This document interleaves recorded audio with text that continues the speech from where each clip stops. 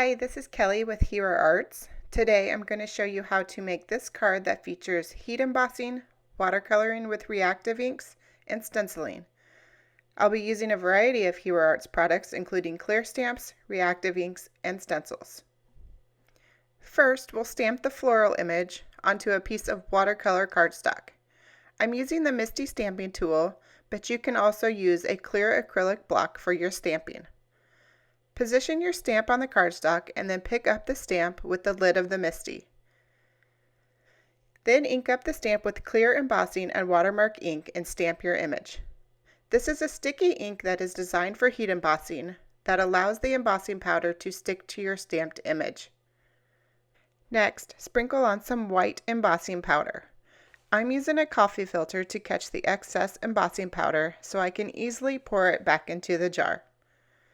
Then heat set the image with your heat tool. Now we're going to color the image using Hues Arts Reactive inks as watercolors. To do this, swipe a swatch of each color onto a non-porous surface. I'm just using a laminated sheet of paper. And then begin painting using either a water brush or a regular paintbrush. I chose to use a water brush today. The great thing about heat embossing an image before coloring is that it creates raised guidelines for coloring. The embossing resists the ink, making it easy to stay in the lines and create quick colored images. Reactive inks have special properties that allow them to react with water.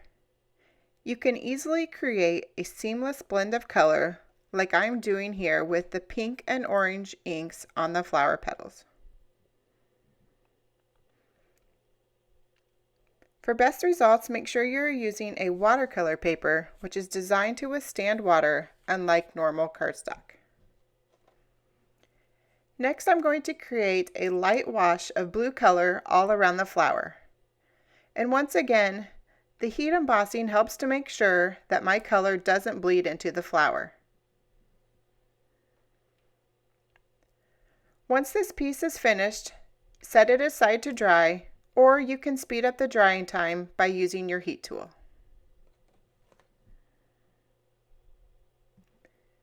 Next, we are going to create a stencil background on a top folding white card base. Place the stencil over the cardstock and secure using masking tape. I like to place my stencil on a hardboard or sturdy piece of cardboard so I can rotate the stencil as I'm working. Then use a foam ink blending tool to apply the ink all over the cardstock. While applying the ink, I use my left hand to firmly hold the stencil and cardstock in place to make sure it doesn't shift. When finished, remove the stencil and you are left with this fun pattern. Now let's stamp our sentiment for the card. Once again, I'm using the MISTI stamping tool, but you can just as easily use a clear acrylic block for your stamping. Secure a strip of pink cardstock in the MISTI using the magnet and then stamp using clear embossing and Watermark ink. Just like the flower, sprinkle on some white embossing powder and heat set it with your heat tool.